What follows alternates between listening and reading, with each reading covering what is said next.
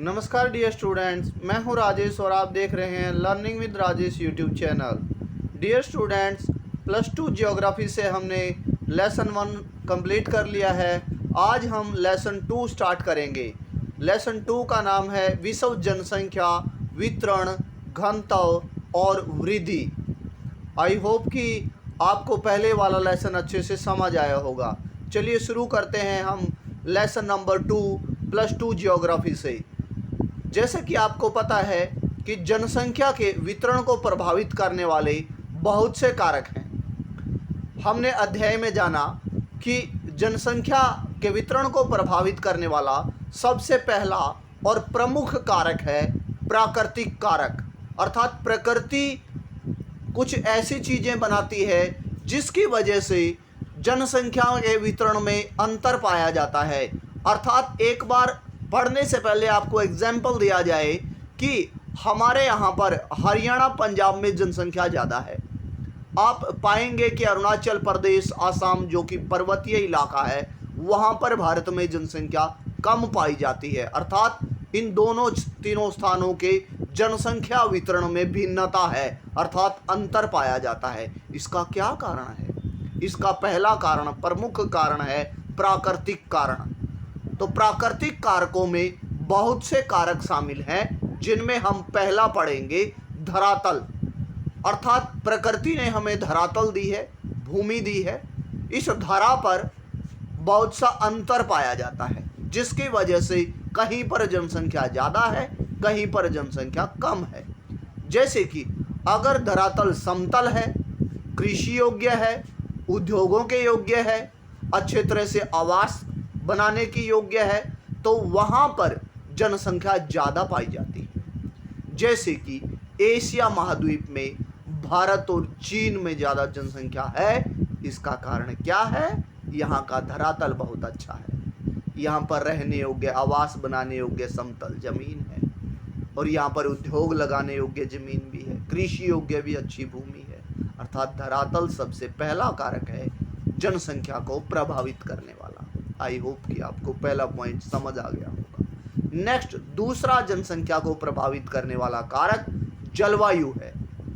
जलवायु, जैसा कि आपने देखा होगा कि जहाँ पर जलवायु अच्छी होती है, अर्थात हो सके तो सम जलवायु हो, अर्थात ना ज़्यादा गर्मी हो ना ज़्यादा सर्दी हो, तो ऐसी जलवायु वाले यानी आरामदेह जलवायु वाले क्षेत्रों में कृषि करना, उद्योग लगाना, बहुत से कार्य करना आसान होता है, इसलिए वहाँ पर लोग ज़्यादा रहते हैं। जैसे कि सहारा, थार और अटाकामा मरुस्थल में वहाँ पर जलवायु अच्छी नहीं है।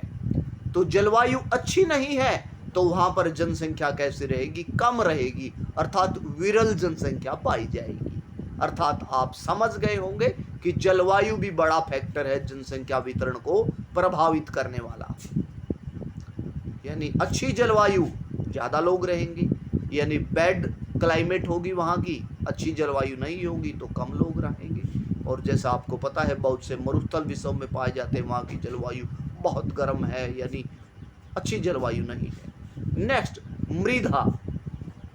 अच्छी मृदा, आपको पता है मानव की पहली ख्वाहिश क्या है, पहली रिक्वायरमेंट क्या है? भोजन। भोजन कहाँ पैदा होता है? अच्छी मिट्टी में।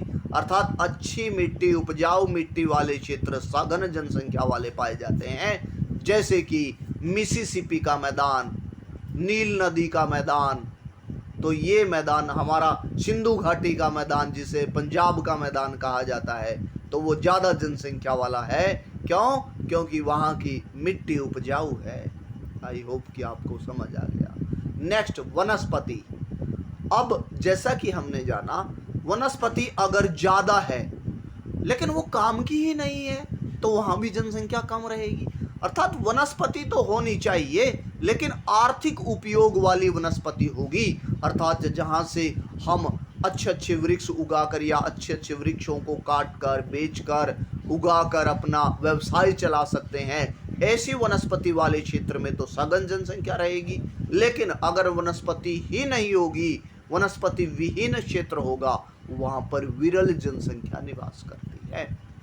आई होप कि आपको ये पॉइंट भी समझ आ गया होगा कि वनस्पति होनी चाहिए, लेकिन कैसी होनी चाहिए? उपयोगी वनस्पति होनी चाहिए, तभी जनसंख्या ज़्यादा रहती है। उसके बाद मानवीय कारक। आपसे ये 5-5 नंबर के अलग अलग क्वेश्चन पूछे जाएंगे एग्जाम में। एक बड़ा क्वेश्चन भी पूछा जा सकता है, अलग अलग भी। जनसंख्या वितरण को प्रभावित करने वाले प्राकृतिक कारणों का वर्णन कीजिए। प्राकृतिक कारक, तो आप ये पहले वाले 3-4 प्राकृतिक कारक बताएंगे कि जलवायु है, मृदा है, वनस्पति है, धरातल है। ये कौन से प्राकृतिक कारक हैं जो जनसंख्या के वितरण को प्रभावित करते हैं? मानवीय कारक। मानवीय कारकों में सबसे पहला कारक है कृषि। मानव, क्योंकि मानव कृषि करता है अपने भोजन की रिक्वायरमेंट पूरी करने के लिए। तो जहां पर कृषि के अनुकूल धरती होगी, तो अर्थात कृषि ज़्यादा की जाएगी, तो वहाँ पर जनसंख्या सघन होगी।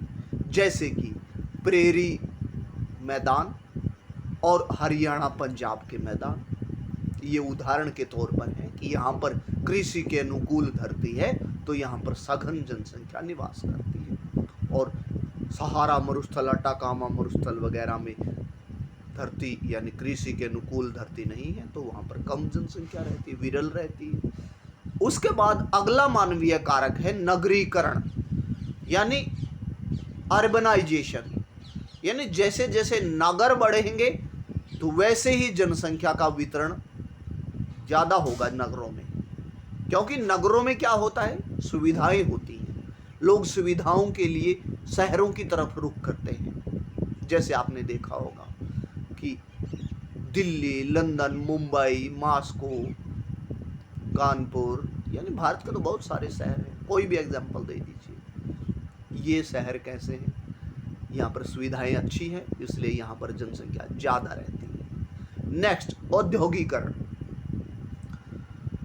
उद्योग धंधे होंगे, जहाँ पर उद्योग धंधे होंगे वहाँ रोजगार होगा, और रोजगार के लिए लोग ज़्यादातर वहाँ जाकर रहने लगेंगे, इसलिए वहाँ पर जनसंख्या ज़्यादा पाई जाएगी। जैसे आपको पता है दिल्ली, मुंबई, जापान के शहर, ओसाका शहर आपने पढ़ा होगा, ब्रिटेन का लंदन शहर है, वहाँ उद्योग धंधे बहुत ज़्यादा हैं। उद्योग होंगे तो रोजगार होंगे, जनसंख्या ज़्यादा रहेगी। उसके बाद परिवहन, यानी जहाँ पर परिवहन के साधन अच्छे होंगे वहाँ पर लोग ज़्यादा रहना पसंद करेंगे। अर्थात ऐसा क्षेत्र हो जो कटा हुआ हो, यानी अलग थलग पड़ा हुआ हो, जहाँ कोई साधन ही ना जाते हों, वहाँ पर लोग कम रहना पसंद करेंगे, क्योंकि उनको अपनी डेली नीड्स को, रिक्वायरमेंट को पूरा करने के लिए हर रोज़ परिवहन के साधनों की ज़रूरत पड़ती है। आई होप कि ये पॉइंट भी क्लियर हो। राजनीतिक कारण। राजनीतिक कारणों में अर्थात देश की राजनीति, पॉलिटिकल प्रिंसिपल थ्योरी भी काम करती है जनसंख्या के वितरण को प्रभावित करने में। जैसे फ्रांस में जनसंख्या वृद्धि पर, यानी जनसंख्या बढ़ाने पर करों में छूट दी जाती है। ये देखिए, राजनीतिक कारण है। और जबकि भारत में जनसंख्या नियंत्रण के लिए सरकार लगातार प्रयासरत है, परिवार नियोजन की ओर लगी हुई है। जबकि चीन में एक बच्चा पैदा कर किया जा सकता, दूसरे बच्चे पैदा करने पर प्रतिबंध है। इस प्रकार आप समझ गए होंगे कि देश की सरकारों की नीतियां, यानी जिसे राजनीतिक कारण कहा जाता है, वो भी जनसंख्या के वितरण को प्रभावित करता है। आपसे 3 नंबर में अलग भी प्रश्न पूछा जा सकता है कि राजनीतिक कारण किस प्रकार जनसंख्या नियंत्रण को या जनसंख्या वितरण को प्रभावित करते हैं। इजीली आप 3-4 पॉइंट आप लिख पाएंगे, क्योंकि आपको अब रटना नहीं पड़ेगा। आई होप कि यहाँ तक आपको समझ आ गया होगा। नेक्स्ट चलते हैं। आर्थिक कारण। आर्थिक कारणों में खनन क्षेत्र, उद्योग क्षेत्रों में, यानी जहाँ पर लोग माइनिंग के द्वारा अपना रोजगार चला सकते हैं, और उद्योग जहाँ पर ज़्यादा लगे होते हैं वहाँ पर लोग ज़्यादा रहना पसंद करते हैं। जैसे भारत का छोटा नागपुर, पठार वाला क्षेत्र, आपको पता है कि वहाँ पर बहुत सी कोयले की खानें हैं, या फिर तांबा, अभ्रक, बहुत सी खानें हैं वहाँ पर, तो इसलिए वहाँ पर जो लोग ज़्यादा रहना पसंद करते हैं। जर्मनी का रूर प्रदेश आपको पता है कोयले का क्षेत्र है तथा बहुत से अन्य खनिज पाए जाते हैं, वहाँ पर लोग ज़्यादा रहना पसंद करते हैं। आई होप कि आर्थिक कारण तो इजीली आपको समझ आ गया होगा। उसके बाद फिर आपने ये तो जान लिया कि जनसंख्या के वितरण को प्रभावित करने वाले 3 मुख्य कारक हैं और उनके अलग अलग कारक हैं, जैसे आपने पढ़ा प्राकृतिक कारक और मानवीय कारक और आर्थिक कारक। अब फिर जनसंख्या ज़्यादा कहाँ रहती है, मध्यम कहाँ रहती है तथा कम कहाँ रहती है। यानी आपने ये तो पढ़ लिया कि जनसंख्या के वितरण को अलग अलग कारक प्रभावित करते हैं, लेकिन फिर उसकी वजह से ज़्यादा जनसंख्या कहाँ पर रहती है, यानी जिसे सघन जनसंख्या कहेंगे, और मध्यम जनसंख्या कहाँ रहती है और विरल जनसंख्या कहाँ रहती है। आज का हमारा वेरी वेरी इंपॉर्टेंट 5 मार्क्स का अलग सा क्वेश्चन है कि सघन जनसंख्या वाले क्षेत्रों का वर्णन कीजिए विषय में। आप बताएंगे कि सबसे पहले आपको जनसंख्या घनत्व का मीनिंग पता होना चाहिए, पॉपुलेशन डेंसिटी।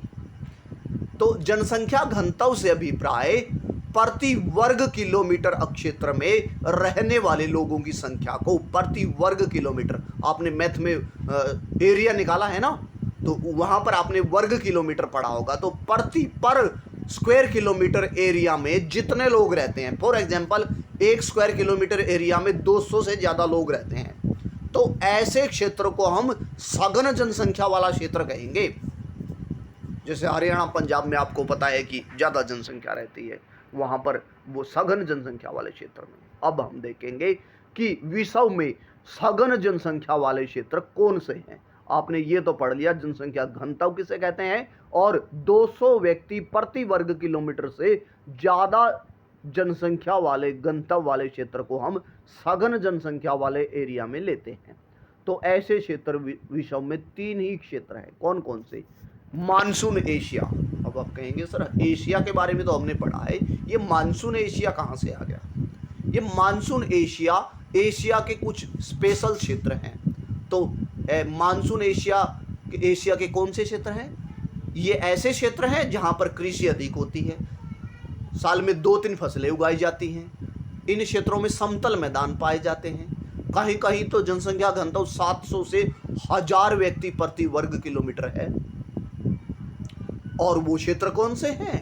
चीन, भारत, पाकिस्तान, बांग्लादेश, जापान, ये क्षेत्र मानसून एशिया के अंतर्गत आते हैं। आई होप कि आपको इजीली समझ आ गया होगा। नेक्स्ट, दूसरा क्षेत्र जो है सघन जनसंख्या का पश्चिमी यूरोप है, और पश्चिमी यूरोप में दक्षिण व पश्चिमी यूरोप आता है, दक्षिण का भी हिस्सा आता है। और कौन कौन से देश आते हैं? स्पेन, पुर्तगाल, ब्रिटेन, जर्मनी, ये जो देश हैं वो सघन जनसंख्या वाले देशों में आते हैं। और इनका कौन सा भाग? पश्चिमी भाग आता है, ज़्यादातर दक्षिणी पश्चिमी भाग। और आपको पता ही चल गया होगा सघन जनसंख्या में कितने प्रति व्यक्ति वर्ग किलोमीटर होते हैं, 200 से ज़्यादा होते हैं। चलिए आगे बढ़ते हैं। संयुक्त राज्य अमेरिका के भी कुछ क्षेत्र सघन जनसंख्या में आते हैं। तो अमेरिका का कौन सा भाग? जैसे हमने पढ़ा यूरोप का तो पश्चिमी भाग, दक्षिणी पश्चिमी भाग। तो देखिए अमेरिका का मध्य पूर्व भाग आता है, ये आपको याद रखना होगा कि मध्य पूर्व भाग। अब आप कहेंगे कि ऐसा क्यों? अमेरिका का मध्य पूर्व भाग क्यों?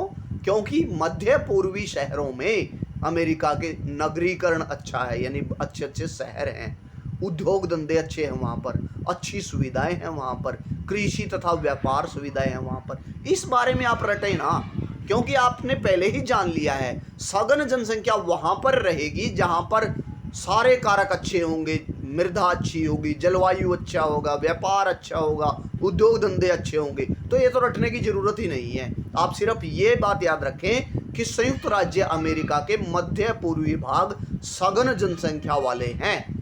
क्यों हैं वो तो आप लिख देंगे, क्योंकि यहाँ पर अच्छे उद्योग धंधे हैं, अच्छी सुविधाएं हैं, नगरीकरण है, यहाँ पर अच्छी कृषि है, अच्छी जलवायु है, लिख देंगे आप। और अमेरिका का राजधानी क्षेत्र भी इसी में आता है।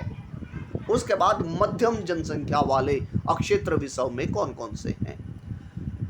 अब मध्यम जनसंख्या में जनसंख्या घनत्व 11 से 50 व्यक्ति प्रति वर्ग किलोमीटर होता है, 11 से 50।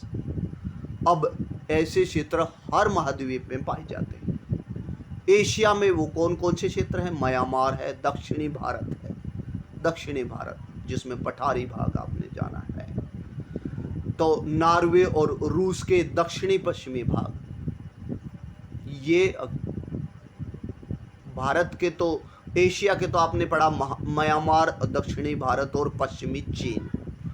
यूरोप के डेनमार्क, स्वीडन, नॉर्वे और रूस के दक्षिणी पश्चिमी भाग, जबकि अमेरिका के ज़्यादातर पश्चिमी भाग जैसे कनाडा का दक्षिणी पश्चिमी भाग। यानी आप दो बार ये देख रहे हैं कि मध्यम जनसंख्या में चाहे वो रूस का हो चाहे कनाडा का हो, दक्षिणी पश्चिमी भाग आता है, दक्षिणी पश्चिमी। और उसके बाद अफ्रीका का नील नदी क्षेत्र और नाइजीरिया वाला क्षेत्र जो है वो भी मध्यम जनसंख्या में आता है।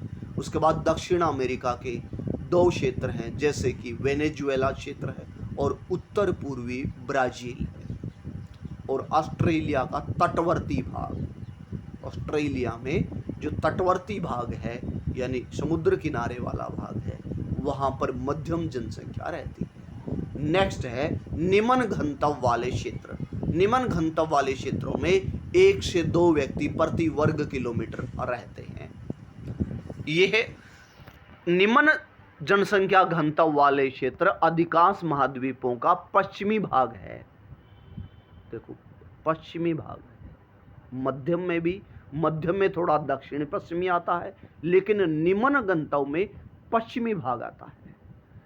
इसमें अति शीत प्रदेश भी आते हैं। निम्न आपने पढ़ा था, ज़्यादा ठंड होगी तो वहाँ बहुत कम लोग रहेंगे, तो आप बताएंगे अति शीत प्रदेश, पर्वतीय प्रदेश, ज़्यादा गर्मी वाले प्रदेश जिसे विषुवत वृत्तरेखीय क्षेत्र कहते हैं। तो आप इसमें कुछ स्थानों के नाम भी बताएंगे, जैसे बताएंगे कि अधिकांश महाद्वीपों के पश्चिमी भाग निम्न जनसंख्या वाले हैं, अति शीत प्रदेश भी कम जनसंख्या वाले जैसे साइबेरिया और कनाडा का उत्तरी भाग, उच्च पर्वतीय प्रदेश भी कम जनसंख्या वाले हैं जैसे भारत का महान हिमालय यानी हिमाद्री वाला क्षेत्र जहाँ पर ग्लेशियर ही ग्लेशियर हैं, रॉकी पर्वतमाला, विषुवतवर्तीय क्षेत्र जिसमें अमेजन बेसिन आता है, ये भी निम्न जनसंख्या वाले क्षेत्र हैं। आई होप कि आपको इतने इजीली नोट्स अवेलेबल नहीं हुए होंगे। यदि आज का सेशन आपको पसंद आया तो please subscribe the channel, like and share also. यदि आप मेरे यूट्यूब चैनल पर नए हैं प्लीज़ ज़्यादा से ज़्यादा सब्सक्राइब कीजिए, शेयर कीजिए ताकि आपके और दोस्त इससे फ़ायदा उठा सके। Thank you and have